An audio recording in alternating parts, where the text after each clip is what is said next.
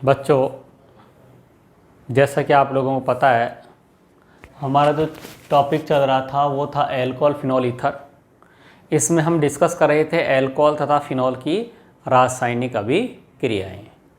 Alcohol तथा phenol की रासायनिक अभिक्रियाओं की बात करें तो हमने ए ग्रुप लिया था ए, और उसमें ये बताया था वे रासायनिक अभिक्रियाएं जिनमें OH बंद टूटता है। ये ए पार्ट में लिए थे, चाहे अल्कोहल हो चाहे फिनोल हो, उसके OH बंद के टूटने की अभिक्रियाएं थी। बी जो पार्ट था उसमें आपको बताया था CO, यानी ये वाला बॉन्ड ब्रेक करके अभिक्रिया पढ़नी थी, ठीक है। और इसमें भी अपन ने पहली देख ली थी ल्यूकास विकर्मक के साथ। तो हम जो अभिक्रियाएं पढ़ रहे थे अल्कोहल तथा फिनोल की रासायनिक अभिक्रियाएं जो पढ़ रहे थे, उसमें बी जो अभिक्रियाएं थी वो थी वे अभिक्रियाएं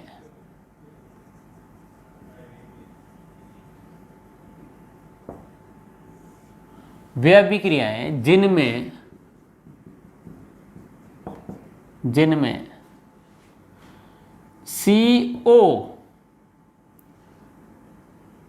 बंध वियोजित होता है या टूटता है, ठीक है। यानी अल्कोहल फिनोल की वे अभिक्रिया देखेंगे, अल्कोहल तथा फिनोल की वे अभिक्रिया देखेंगे जिनमें CO बंध टूटता है। इसमें पहली रिएक्शन आपने देख ली थी ल्यूकास अभिकर्मक के साथ, और दूसरी जो रिएक्शन देखेंगे वो है PX3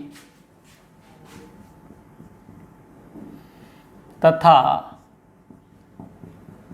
PX5 के साथ, PX3 तथा PX5 के साथ। और ये वाली रिएक्शन आप लोगों ने ऑलरेडी चैप्टर नंबर 10 में देख लिया था। इसमें क्या हुआ था? इसमें ये हुआ था कि अल्कोहल था, उसकी रिएक्शन PX3 के साथ हुई थी, जैसे PCl3 के साथ। तो इसके 3 मॉलिक्यूल आए थे, और उनमें क्या हुआ था कि यहाँ से H3PO3 चला गया था। क्या चला गया था? H3PO3, और ये बन गया था RCl। कितने मॉलिक्यूल? 3 चला गया था H3PO3। यानी एल्किल क्लोराइड बनाने की विधि थी, एल्किल हैलाइड बनाने की अभिक्रिया थी वहां। दूसरा अगर PX5 के साथ लेते हैं तो मैं ऐसे बताया था ROH, जैसे कि मैं PCl5 लेता हूं तो PCl3ClCl, ये PCl5 हो गया। फिर ये बताया था कि ये वाला R के साथ में Cl आ गया, यस, R के साथ Cl, प्लस ये चला गया POCl3 प्लस HCl, यानी यहाँ भी एल्किल क्लोराइड बन गया और यहाँ भी एल्किल क्लोराइड बन गया। तो कुल मिला के ये वाली जो रिएक्शन थी PX3 PX5 के साथ, ये चैप्टर नंबर 10 में डिस्कस कर लिए थे हम, और रिएक्शन थी प्रिपरेशन ऑफ एल्काइल हैलाइड, ठीक है। फर्स्ट रिएक्शन थी फ्रॉम अल्कोहल से, जिसमें फर्स्ट रिएक्शन थी विथ HX, सेकंड थे PX3, थर्ड थे PX5। समझ में आ रही बात? तो इस टाइप से रिएक्शन थी, वह कंप्लीट हो गई। यहाँ 3 नंबर रिएक्शन लेते हैं अब, निर्जलीकरण। कौन सा करण? निर्जलीकरण। किसका? अल्कोहल का।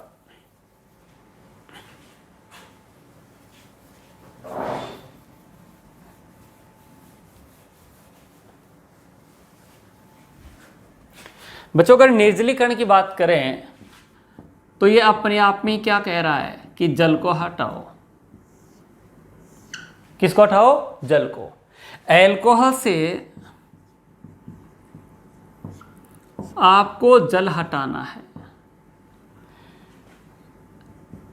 अल्कोहल से आपको क्या हटाना है? जल। तो जल हटाने के लिए आपको लेना पड़ेगा concentrate H2SO4 170 degree Celsius temperature पर। अगर आप अल्कोहल के साथ सांद्र H2SO4 ले रहे होते हैं और टेम्परेचर लगभग 170 डिग्री सेल्सियस रखते हैं तो वहाँ निर्जलीकरण होता है, H2O हटता है, यहाँ से OH और पड़ोस वाले से H। अगर ये नहीं लिया जाए तो यहाँ पर आप H3PO4 भी ले सकते हैं। ये भी जल को हटाएगा गर्म करने पर, और यहाँ प्रोडक्ट क्या बन जाएगा, डबल बॉन्ड प्लस H2O, यानी ये बन गया एल्कीन। प्रोडक्ट क्या बन गया, एल्कीन बन गया।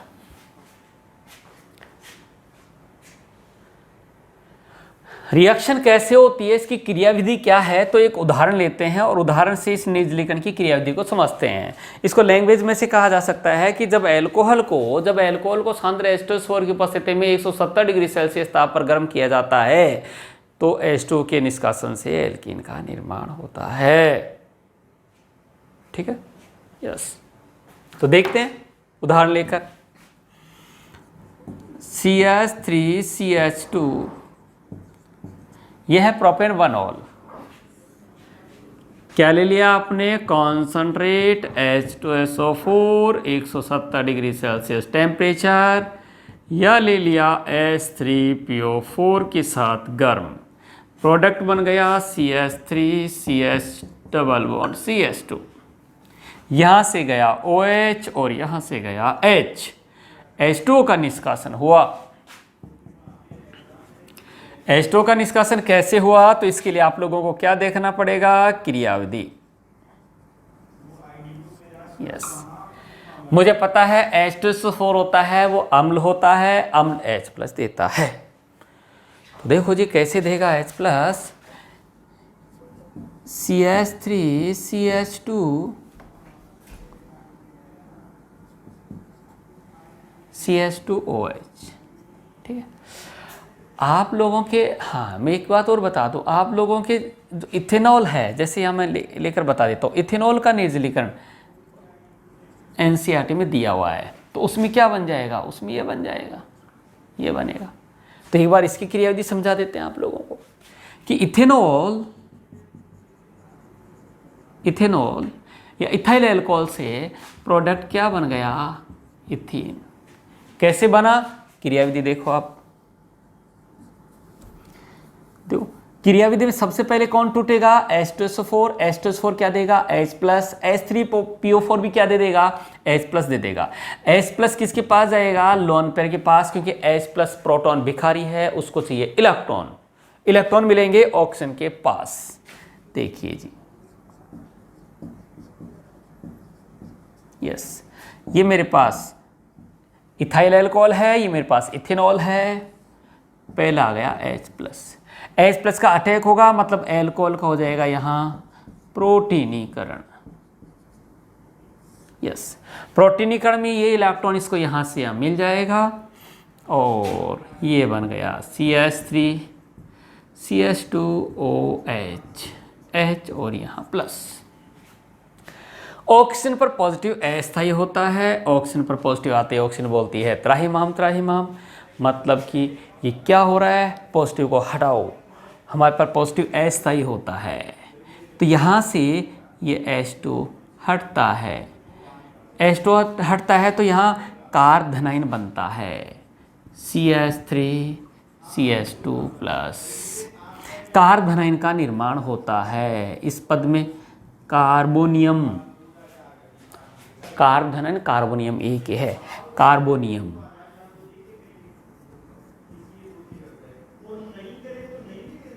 कार्बोनियम का निर्माण हो गया।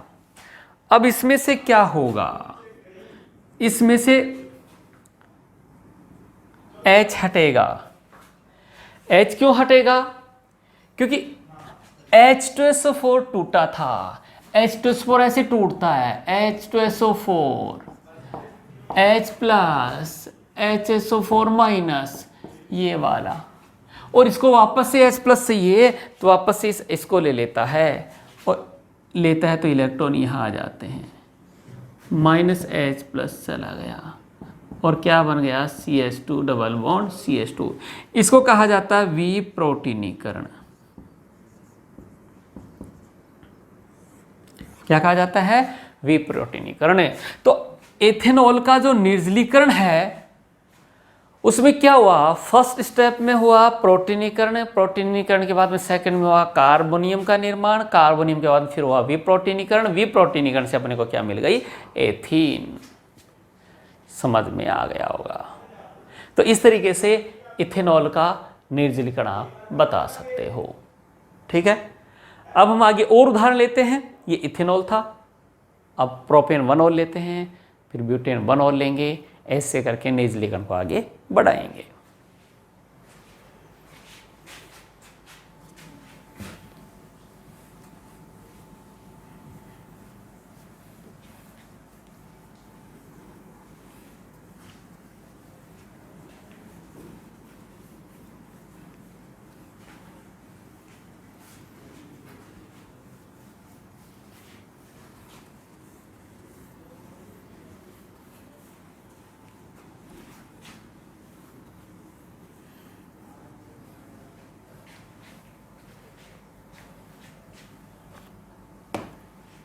देखिए, उदाहरण और लेते हैं निर्जलीकरण का। CH3CH2 CH2OH, यह है प्रोपेन 1 ऑल।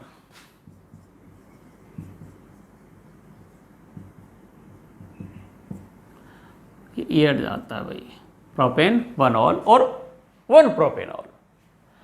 एरो पर दिया हुआ है कॉन्सनट्रेट H2SO4 170 डिग्री सेल्सियस का टेम्परेचर।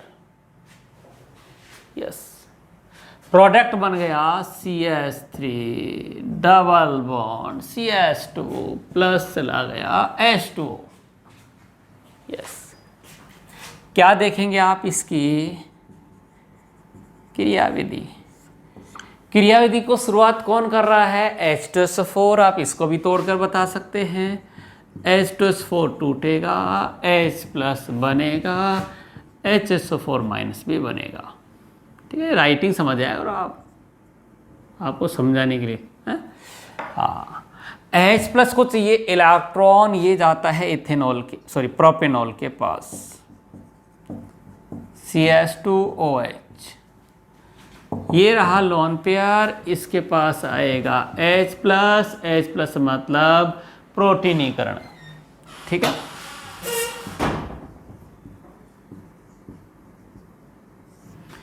H प्लस मतलब प्रोटीनीकरण है, ये बन गया CH3 CH2O, ये हो गया प्रोटीनीकरण। प्रोटीनीकरण के बाद में H2O का निष्कासन होगा, क्योंकि ऑक्सीजन पॉजिटिव बर्दाश्त नहीं कर सकती।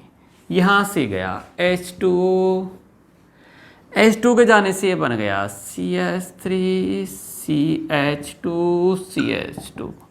इसको कहेंगे आप कार्बोनियम आयन। कार्बोनियम आयन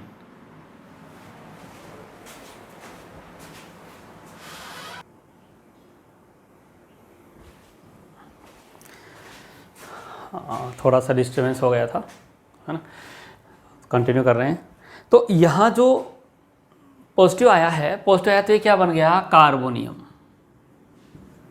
ठीक है, तो यहाँ H2 के निष्कासन से कार्बोनियम बन गया। अब अपने को पता है कार्बोकेटाइन जो बनता है, कार्बोनियम जो बनता है, उसमें रीअरेंजमेंट पुनर्विन्यास की संभावना होती है। और संभावना इसलिए है क्योंकि ये 1 डिग्री है और 1 डिग्री से ज़्यादा स्टेबल होता है 2 डिग्री।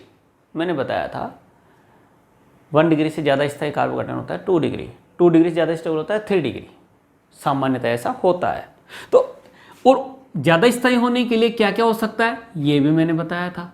तो यहाँ से दूसरे कार्बन से ये H यहाँ आ जाएगा, इसको कहते हैं हाइड्राइड शिफ्ट। Hydride shift. और इस शिफ्टिंग को हम एक ही शब्द कह सकते हैं, पुनर्विन्यास। यस, पुनर्विन्यास।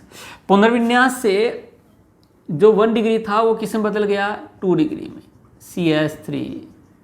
CH3 और ये प्लस हो गया। तो पहला स्टेप हुआ प्रोटीनीकरण है। प्रोटीनीकरण के बाद में कार्बोनियम का निर्माण हुआ। कार्बोनियम के बाद में सीधा विप्रोटीनीकरण होता है, लेकिन अगर ज़्यादा स्टेबल कार्बोकेटाइन में जाने की संभावना है तो वहाँ रीअरेंजमेंट होता है, पुनर्विन्यास होता है। और अब होगा विप्रोटीनीकरण।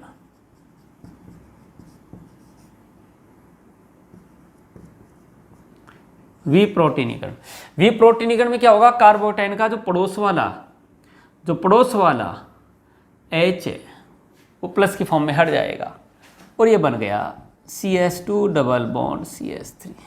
यस, और यहाँ से चला गया H प्लस।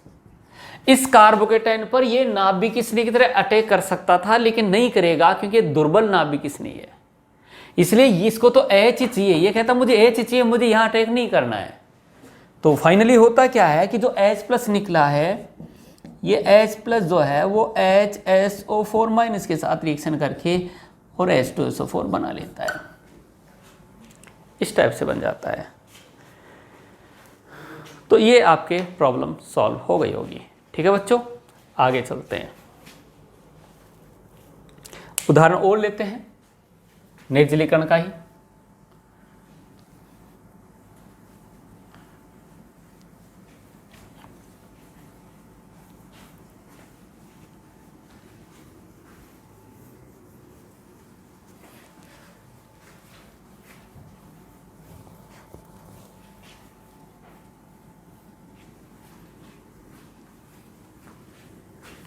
अपने जो NCERT है, NCERT में केवल इथेनॉल का निर्जलीकरण अच्छे से है। उसके बाद में जो निर्जलीकरण मैं बता रहा हूँ वो आपको समझाने के लिए हैं, आपकी प्रैक्टिस के लिए। जितने समझ में आ जाए अच्छी बात है, नहीं आए तो ऐसे मत सोचना कि मैं तो गया रे काम से, आ जाएगा। ठीक है, यस। उदाहरण लेते हैं और CH3 CH2 CH2 और ये OH, ये है 1-ब्यूटेनॉल। ये 1-ब्यूटेनॉल है, दिया हुआ है concentrate H2SO4 170 degree Celsius temperature. अब अपने दिमाग में क्या आ रहा है, अपने दिमाग में, अपने खोपड़ी में ये आ रहा है कि साहब यहाँ से OH और यहाँ से H चला जाएगा और ये डबल बॉन्ड आ जाएगा। आएगा तो सही, लेकिन वो इस रिएक्शन का मुख्य उत्पाद नहीं होगा। उसने पूछा कि इस रिएक्शन का मेजर प्रोडक्ट क्या है, तो पता चला कि इसका मेजर प्रोडक्ट ये है, ये वाला है भैया मेजर प्रोडक्ट, ये इसका मेजर प्रोडक्ट है। और CH3 ये इसका माइनर प्रोडक्ट है, ये इसका मुख्य उत्पाद होता है।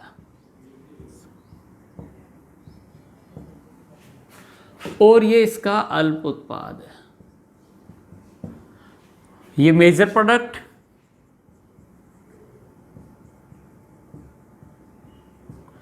और ये होता है इसका माइनर प्रोडक्ट। अब आप सोच रहे होंगे कि ये क्या हो गया, ये क्या हो गया, ये तो दूर दूर तक ही नजर नहीं आ रहा और फिर भी मेजर प्रोडक्ट है। तो ये क्लियर होगा क्रियाविधि से, मैकेनिज्म।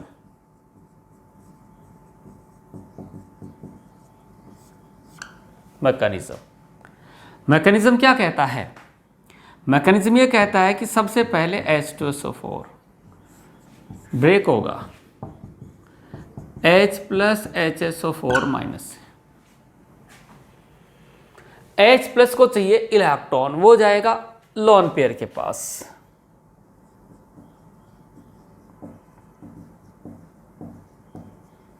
यस, कौन आ गया, H प्लस।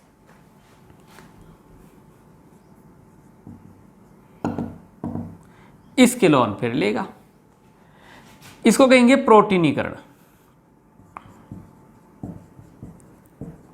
तो सबसे पहले हो गया प्रोटीनीकरण।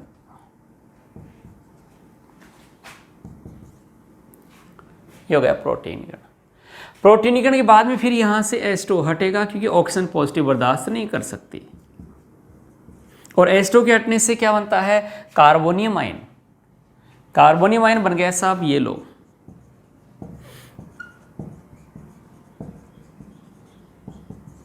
ये बन गया।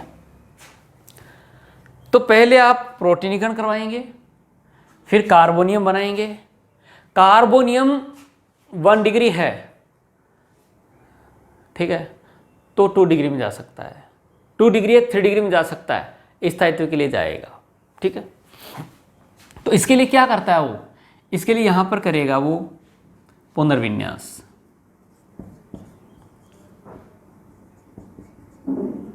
पुनर्विन्यास, और पुनर्विन्यास के लिए यहाँ जो हाइड्रोजन है वो इलेक्ट्रॉन लेकर आएगी हाइड्राइड के रूप में, और हाइड्राइड के रूप में आएगी तो यहाँ बन गया ये CH3 CH2 CH3 और यहाँ प्लस। यस, अब इससे ज़्यादा स्टेबल कार्बोकेटाइन में नहीं जा पाएगा,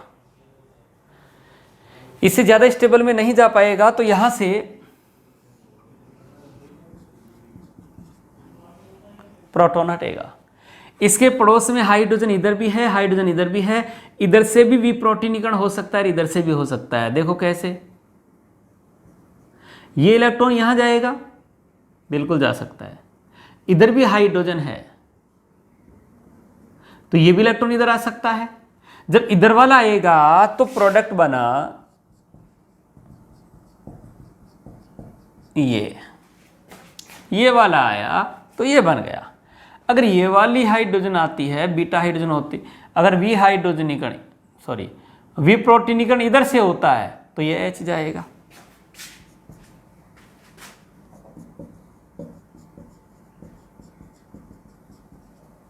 ये बन जाएगा। तो ये मेरे पास है 2 ब्यूटीन और ये है मेरे पास 1 ब्यूटीन। ये 2 ब्यूटीन है, ये मेरे पास 1 ब्यूटीन है। ठीक है, और इसका स्थायित्व अधिक है। 2 ब्यूटीन जो है वो मोर स्टेबल होती है, ये ज़्यादा बनती है, ये कम स्टेबल है, कम बनती है। तो इस तरीके से अपने पास एल्कोहल का निर्जलीकरण, एल्कोहल का निर्जलीकरण समाप्त होता है। आपको ध्यान ये रखना है कि H2SO4 टूटता है, ये बनाता है, ये ऑक्सीजन के लोन पेयर के पास जाता है, प्रोटीनीकरण हुआ, H2 के निष्कासन से कार्बोनियम बन गया, कार्बोनियम फिर रीअरेंज होगा, रीअरेंज होके अधिक स्थाई में बदल गया। अब विप्रोटीनीकरण होगा, विप्रोटीनीकरण पड़ोस की दोनों हाइड्रोजन कर सकती है, तो 2 एल्किनियाँ बन गई हैं। फाइनली जो HSO4 माइनस होता है वो H प्लस को लेकर चला जाता है इस टाइप से, H प्लस HSO4 माइनस, ये बन जाता है H2SO4। ठीक है बच्चों, तो इस तरीके से अपने पास ये एल्कोहल में निर्जलीकरण था। अब हम पढ़ेंगे ऑक्सीकरण, किसमें? एल्कोहल में। बी ग्रुप की अभिक्रियाएं हैं।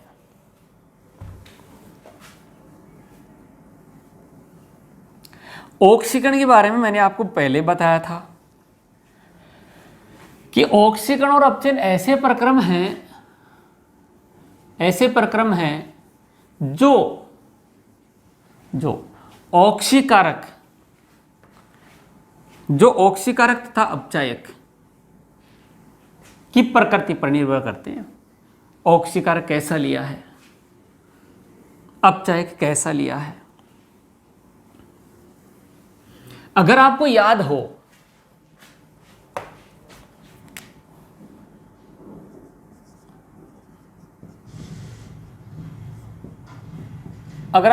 हो, तो ऑक्सीकरण ऑक्सीडेशन में ये बताया था कि एल्केन के ऑक्सीकरण से एल्कोहल बनते हैं और एल्कोहल के ऑक्सीकरण से एल्डिहाइड कीटोन बनते हैं, एल्डिहाइड कीटोन के ऑक्सीकरण से कार्बोक्सिलिक एसिड बनते हैं। याद करो आप इसी चैप्टर में आपको पूछा जाए कि एल्कोहल के ऑक्सीकरण से क्या बनेंगे, तो भैया एल्कोहल के ऑक्सीकरण से एल्डिहाइड कीटोन बन सकते हैं और कार्बोक्सिलिक एसिड बन सकते हैं। अब बनेगा क्या, वो डिपेंड करेगा ऑक्सीकारक पर। ठीक है, तो एल्कोहल का ऑक्सीकरण करते हैं और प्रोडक्ट जो बनेगा वो किस पर डिपेंड करेगा? ऑक्सीकारक पर। यस, देखो मेरे पास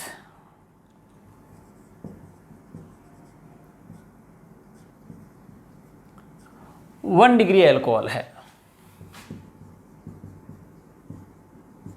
और मैं यहां लेता हूं KMnO4। यस, तो KMnO4 क्या करता है, इससे पहले एल्डिहाइड बनाएगा और एल्डिहाइड फिर कार्बोक्सिलिक एसिड में परिवर्तित हो जाएगा। तो KMnO4 जब लेते हैं तो यहां मेरे को फाइनल प्रोडक्ट मिलता है कार्बोक्सिलिक एसिड, ठीक है। और उसमें पहले क्या हुआ, पहले हुआ इससे एल्डिहाइड और एल्डिहाइड गया कार्बोक्सिलिक एसिड में। तो कुल मिला के यह है कि 1 डिग्री अल्कोहल KMnO4 के द्वारा किस में ऑक्सीकृत हो जाते हैं, कार्बोक्सिलिक एसिड में। रास्ते में क्या क्या होता है, रास्ते में ये बनता है RCH डबल बॉन्ड O, फिर ऑक्सीकृत होकर कार्बोक्सिलिक एसिड में जाएगा। फाइनल प्रोडक्ट मेरे को कार्बोक्सिलिक एसिड बनाना है।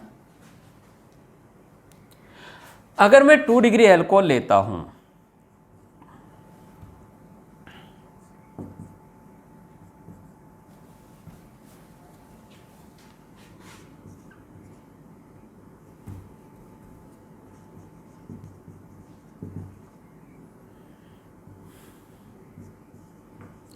टू डिग्री अल्कोहल लिया हूं, तो KMnO4 जो है वो पहले क्या करता है, KMnO4 पहले क्या करता है, इसको ऑक्सीकृत करके कीटोन में कन्वर्ट करता है, ठीक है।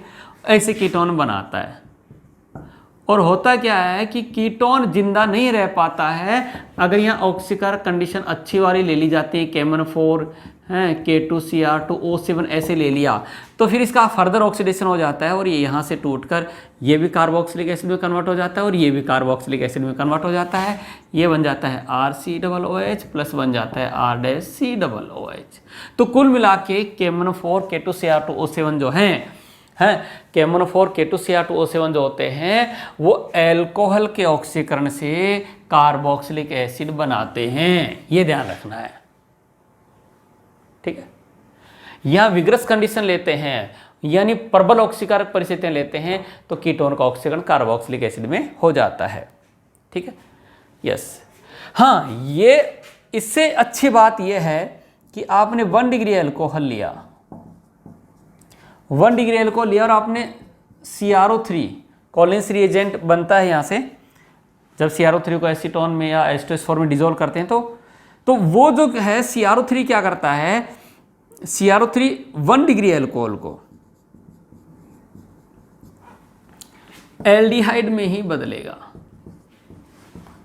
कार्बोक्सिलिक एसिड में लेकर नहीं जाएगा, ठीक है। अगर आप 2 डिग्री अल्कोहल लेते हैं, 2 डिग्री अल्कोहल लेते हैं तो 2 डिग्री अल्कोहल जो है उसको CrO3 कीटोन में बदलेगा। किसे बदलेगा, कीटोन में, उसका ऑक्सीकरण कीटोन में ही करेगा। तो ये देखिए आप, ये CrO3 के द्वारा एल्डिहाइड कीटोन बने, CrO3 के द्वारा क्या बने हैं, एल्डिहाइड कीटोन। समझ में आ गया होगा, ठीक है। तो CrO3 क्या कर रहा है भाई, एल्डिहाइड कीटोन बना रहा है। एक बहुत ही अच्छा ऑक्सीकारक है यहां और वो है मेरे पास PCC।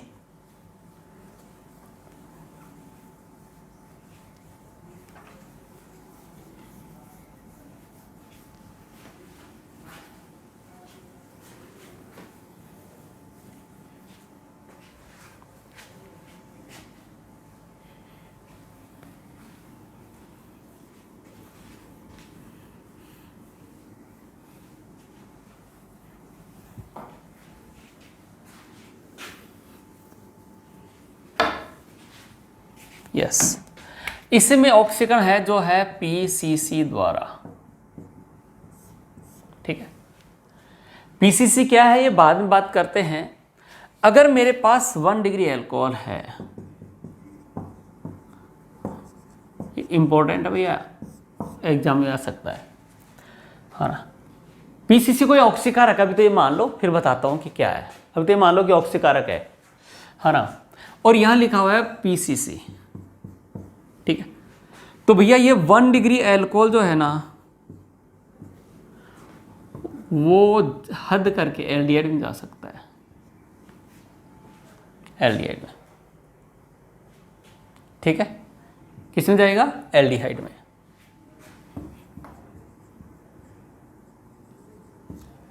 समझिए। अगर आपने 2 डिग्री अल्कोहल लिया है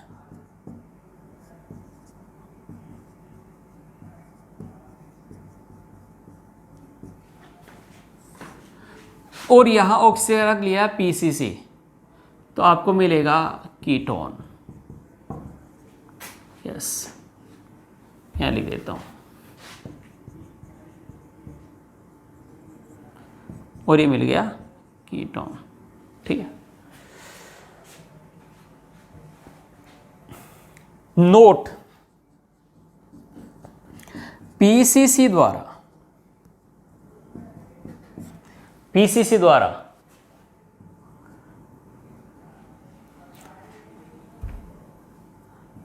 डबल बॉन्ड तथा कार्बन कार्बन ट्रिपल बॉन्ड अप्रभावित रहता है।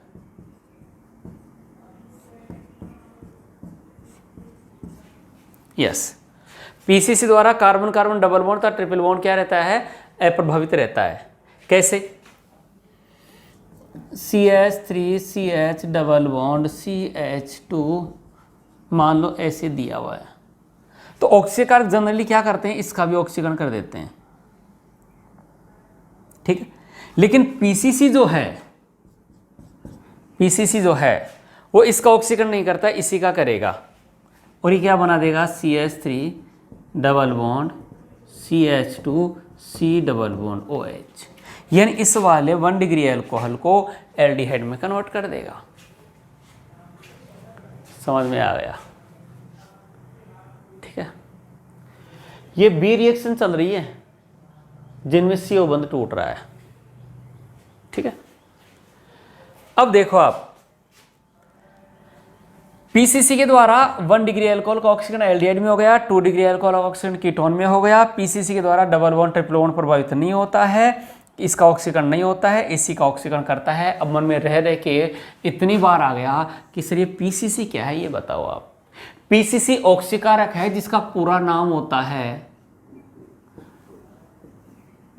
पिरिडीनियम क्लोरोक्रोमेट। पिरिडीनियम क्लोरोक्रोमेट। यस, पीसीसी क्या होता है? पीसीसी होता है पिरिडीनियम क्लोरोक्रोमेट। पीसीसी होता है पिरिडीनियम क्लोरोक्रोमेट। बहुत बार बोर्ड में क्वेश्चन आ जाता है, पीसीसी का पूरा नाम लिखो, पिरिडीनियम क्लोरोक्रोमेट। बहुत बार क्वेश्चन आ जाता है पीसीसी का सूत्र क्या है, तो पीसीसी का सूत्र होता है ये पिरिडीनियम। बच्चों ये पिरिडीन होती है जिस पर H आकर प्लस बन जाता है, ये बन जाता है पिरिडीनियम, और क्रोमेट इसके साथ बनता है CrO3Cl-। यस, ये ऑक्सीकारक है, ये होता है पीसीसी, पिरिडीनियम क्लोरोक्रोमेट। कैसे बनता है? जब पिरिडीन को आप CrO3 प्लस HCl में लेते हैं तो होता क्या है, इसका H प्लस इसके लोन पेयर के साथ पिरिडीनियम बना लेता है, और ये क्लोरो रह जाता है और ये क्रोमेट। तो कुल मिला के पीसीसी का पूरा नाम होता है पिरिडीनियम क्लोरोक्रोमेट। इसका सूत्र होता है ये पिरिडीनियम, ये CrO3S और Cl-। ये हो गया पिरिडीनियम क्लोरोक्रोमेट। इसका काम क्या है? ये बहुत ही इंपॉर्टेंट है। इसका काम है ऑक्सीकरण। किसका? 1 डिग्री अल्कोहल का। 1 डिग्री अल्कोहल का एल्डिहाइड में, 2 डिग्री अल्कोहल का कीटोन में। देखो, कार्बन कार्बन डबल बॉन्ड तथा कार्बन कार्बन ट्रिपल बॉन्ड, इसका ये ऑक्सीकरण नहीं करता है, ये अप्रभावित रहता है। इस तरीके से हम लोगों ने क्या देख लिया बच्चों? इस तरीके से हम लोगों ने देख लिया क्या? ऑक्सीकरण। किसका? एल्कोहल का। ठीक है, इसके बाद देखेंगे इसमें 5 नंबर विहाइड्रोजनीकरण। क्या देखेंगे? विहाइड्रोजनीकरण।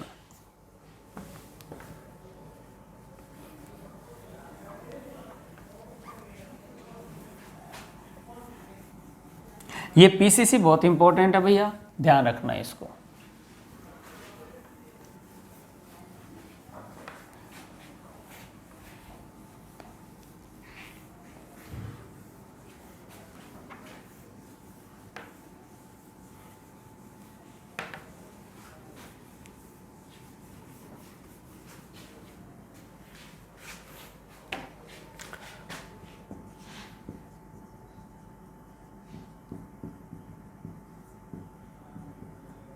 विहाइड्रोजनीकरण, डिहाइड्रोजिनेशन, ठीक। इसमें हाइड्रोजन निकलेगी, और देखिए हाइड्रोजन कैसे निकलेगी, देखो आप CH3CH2OH, ये एथेनॉल है और ये 1 डिग्री अल्कोहल है, यस। CH3OH और ये CH3, ये आइसोप्रोपिल अल्कोहल है और ये 2 डिग्री अल्कोहल है, ये 2 डिग्री अल्कोहल है और इसको आइसोप्रोपिल अल्कोहल कहते हैं।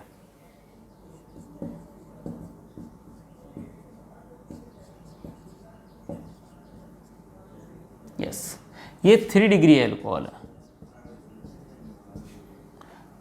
अच्छा, यानी विहाइड्रोजनीकरण का प्रोडक्ट अलग अलग होगा, अलग अलग होगा, अलग अलग डिग्री के साथ। देखो कैसे, यहां विहाइड्रोजनीकरण करवाने के लिए कॉपर के साथ 300 डिग्री सेल्सियस का टेम्परेचर लेंगे। अगर आपने कॉपर देखिए 573 लिखा है तो भी वही बात है, लेकिन वो केल्विन में होगा। 300 डिग्री सेल्सियस प्लस 273, 573 केल्विन हो गया। या इसको रक्त तप्त कॉपर भी कहते हैं। यस, बात समझ में आ गई होगी, ठीक है। तो मैं ये कह सकता हूं रक्त तप्त मतलब रक्त जैसा लाल गर्म कर दिया जाता है कॉपर को, और उस पर से प्रवाहित की जाती है अल्कोहल के वाष्प को। तो जब 1 डिग्री अल्कोहल की वाष्प को रक्त तप्त कॉपर पर से प्रवाहित किया जाता है तो एक हाइड्रोजन यहां से और एक यहां से चली जाती है, और ये बच जाता है CH3CH double bond O plus hydrogen चली गई और ये बन गया एल्डिहाइड। और एल्डिहाइड, इस पर्टिकुलर कंपाउंड का नाम है एसिटैल्डिहाइड।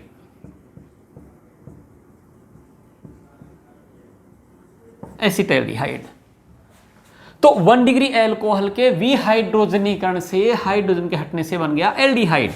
अगर मैं 2 डिग्री अल्कोहल के वाष्प को रक्त तप्त कॉपर पर से प्रवाहित करता हूं तो एक ऐसी यहां से चली जाएगी, एक यहां से चली जाएगी, और ये कीटोन बनता है। क्या बनता है बच्चों? कीटोन।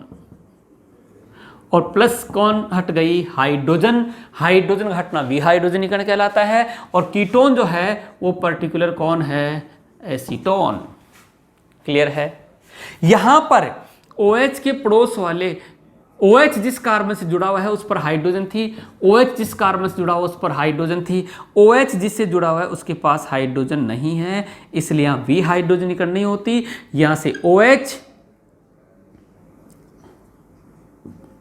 और यहां से H, यहां से H2O निकलता है, यहां से निर्जलीकरण होता है और यह बनता है CH double bond CH2 CH3 plus H2O। यह निर्जलीकरण हुआ है और प्रोडक्ट बना है एल्कीन। एल्कीन का नाम आप बताते रहना, ठीक है कि नहीं? ये मैं आपको पहले सिखा चुका हूं। तो इस तरीके से ये विहाइड्रोजनीकरण होता है। समझने वाली बात यह है कि जब 1 डिग्री और 1 डिग्री तथा 2 डिग्री अल्कोहल की वाष्प को, यदि 1 डिग्री या 2 डिग्री अल्कोहल की वाष्प को, सुन लीजिए, 1 डिग्री या 2 डिग्री अल्कोहल की वाष्प को रक्त तप्त कॉपर पर से प्रवाहित किया जाता है तो क्रमशः एल्डिहाइड तथा कीटोन बनते हैं। 1 डिग्री अल्कोहल से एल्डिहाइड बनते हैं, 2 डिग्री अल्कोहल से कीटोन बनते हैं, और इस दौरान विहाइड्रोजनीकरण होता है। यानी विहाइड्रोजनीकरण के द्वारा एल्डिहाइड कीटोन बनते हैं। लेकिन 3 डिग्री अल्कोहल की वाष्प को रक्त तप्त कॉपर पर से प्रवाहित किया जाता है तो वहां पर निर्जलीकरण के द्वारा एल्कीन का निर्माण होता है। इस तरीके से विहाइड्रोजनीकरण होता है। तो ये वो विक्रियाएं थी जिनमें CO बंध टूट रहा है और CO बंध टूट रहा है, और इसमें अपन कंप्लीट अल्कोहल की रिएक्शन लिए हैं, फिनोल की रिएक्शन नहीं लिए हैं। फिनोल की रिएक्शन क्यों नहीं लिए हैं? तो आपको याद होगा कि जो फिनोल था उसमें अनुनाद बताया था, और अनुनाद में ये बताया था कि ये इलेक्ट्रॉन यहाँ जाने से आंशिक द्विबंध आ जाता है, और द्विबंध आने से, सुन लेना, फिनोल में यहाँ लोन पेयर होता है और ये अनुनाद में जाने के कारण ये आंशिक द्विबंध के रूप में बदल जाता है, और आंशिक द्विबंध आसानी से नहीं टूटता है, ये बंध आसानी से नहीं टूटता है, इसलिए फिनोल ये सब अभिक्रियाएं नहीं दे रहा था। समझ आई बात? लेकिन फिनोल एक और अच्छी रिएक्शन देता है, और वो है, सुन लीजिए, फिनोल यह अभिक्रिया नहीं दिया। क्यों नहीं दिया? क्योंकि फिनोल में अनुनाद के कारण कार्बन तथा ऑक्सीजन के मध्य आंशिक द्विबंध आ जाता है, जिसको आसानी से नहीं तोड़ा जा सकता। लेकिन फिनोल एक अच्छी रिएक्शन देता है जो एग्जाम में, बोर्ड में आ चुकी है। ये मेरे पास फिनोल है और इसको जिंक, और जिंक को कहा जाता है यशदरज। ठीक है, फिनो है ना, यशदरज के साथ गर्म किया जाता है, तो ये जो जिंक है, ये जिंक ऑक्सीजन को लेकर चला जाता है, ये जिंक ऑक्सीजन को लेकर चला जाता है, और यहाँ प्रोडक्ट बनता है बेंजीन। यानी बहुत ही अच्छी रिएक्शन है, बोर्ड में आई हुई है। बोर्ड में आई हुई है, जो एनसीईआरटी कोर्स था उसमें क्वेश्चन आया था कि आप फिनोल से बेंजीन एक पद में कैसे प्राप्त करोगे। तो फिनोल से बेंजीन बनाने के लिए आप उसको क्या करेंगे, जिंक चूर्ण के साथ या शतरंज के साथ गर्म कर देंगे। तो इस तरीके से हमारे पास ये बी पार्ट की अभिक्रियाएं कंप्लीट हो गई, वे अभिक्रियाएं जिनमें CO बंध टूटता है। ठीक है बच्चों, अब अपने पास आ जाता है C आएगा, और C आएगा फिनोल की बेंजीन वलय की रासायनिक अभिक्रियाएं, यानी इलेक्ट्रॉन स्नेही प्रतिस्थापन अभिक्रियाएं। तो उनको अपन लेंगे नेक्स्ट लेक्चर में। इस लेक्चर को अपन यहीं फिनिश करते हैं। Thank you.